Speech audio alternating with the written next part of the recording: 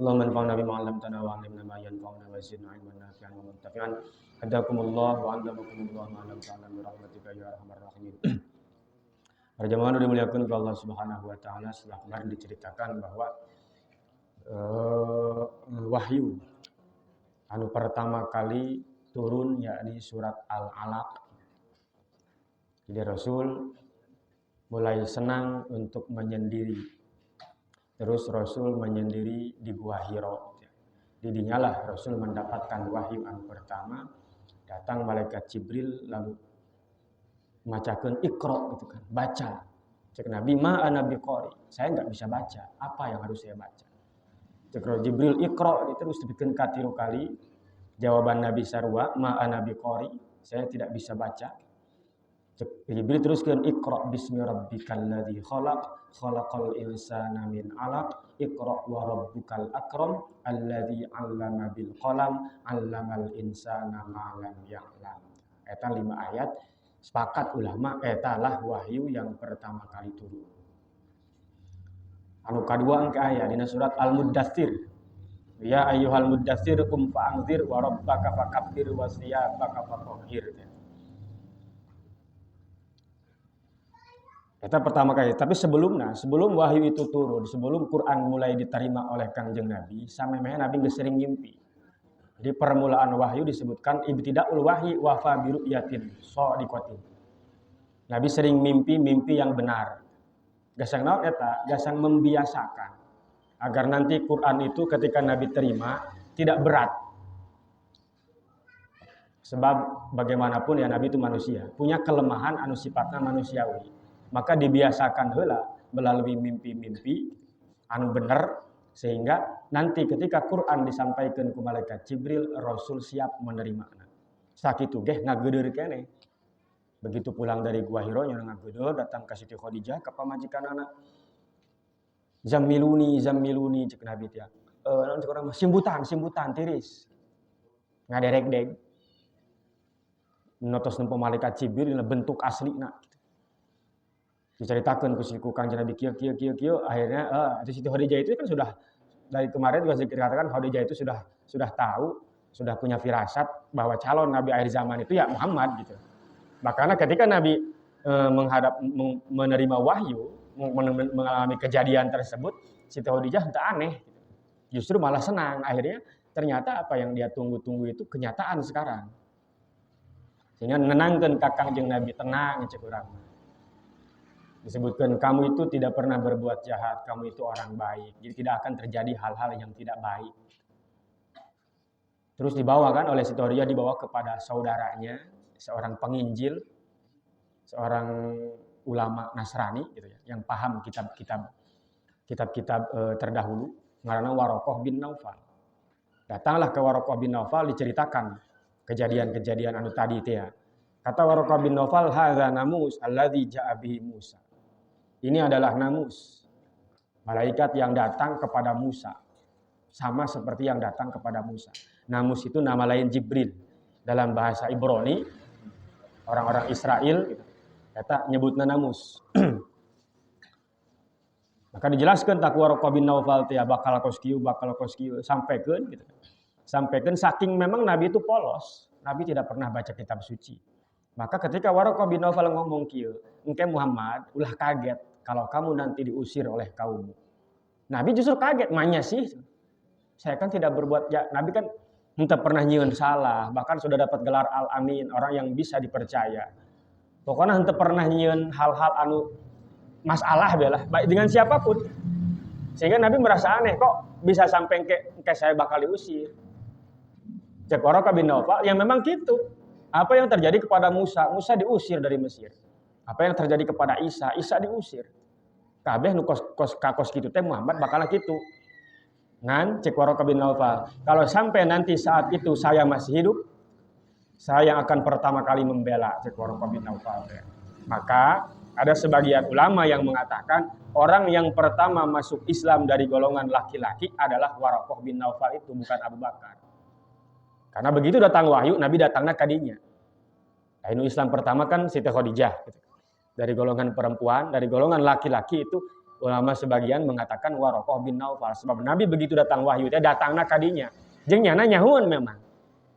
Saking geus jelas dalam kitab-kitab terdahulu disebutkan sifat-sifat Nabi akhir zaman teh, dan Waraqah bin Naufal paham betul ketika Nabi cerita kos kitu berarti salah, berarti eta Jibril. Berarti maneh Nabi akhir zaman teh.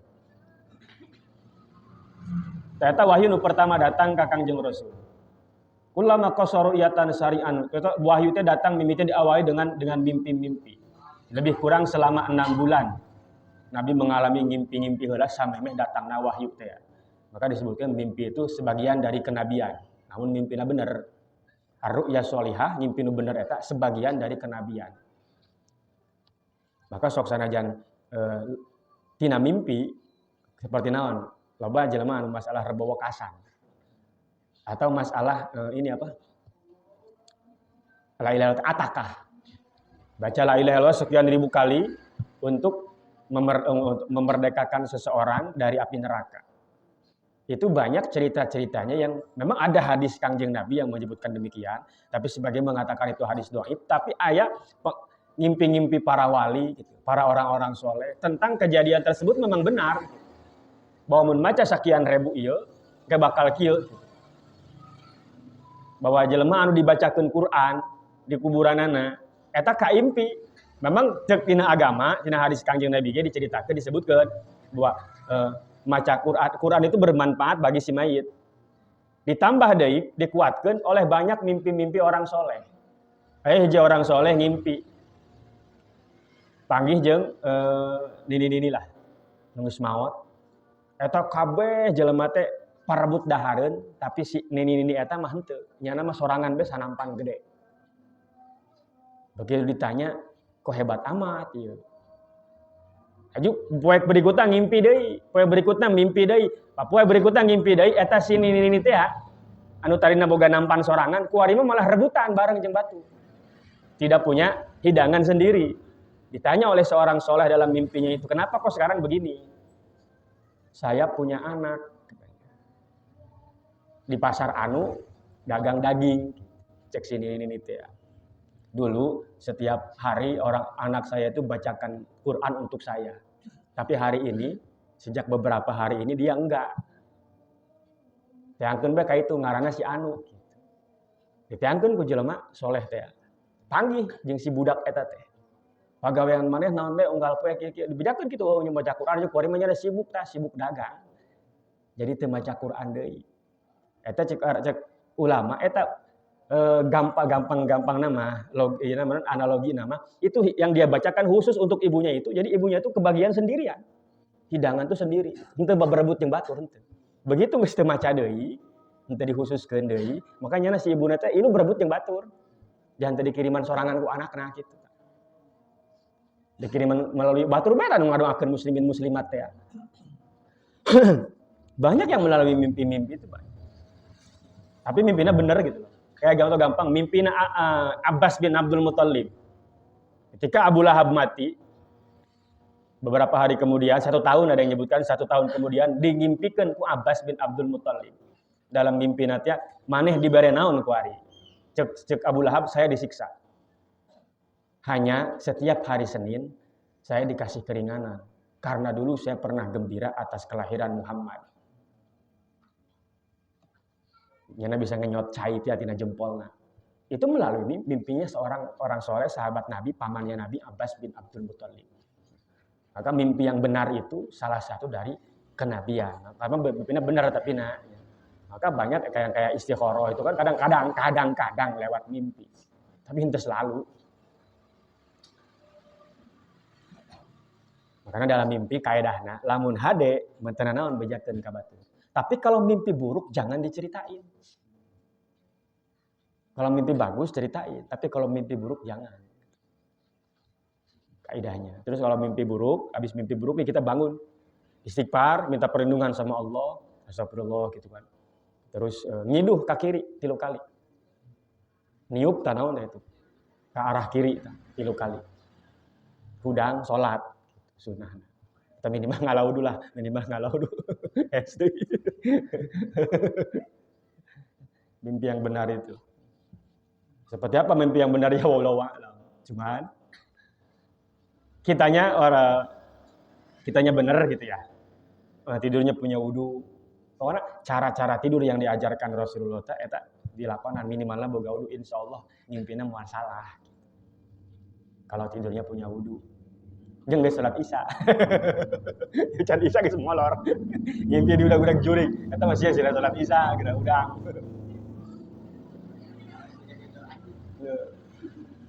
Kalau mimpinya Nabi kan pasti benar gitu.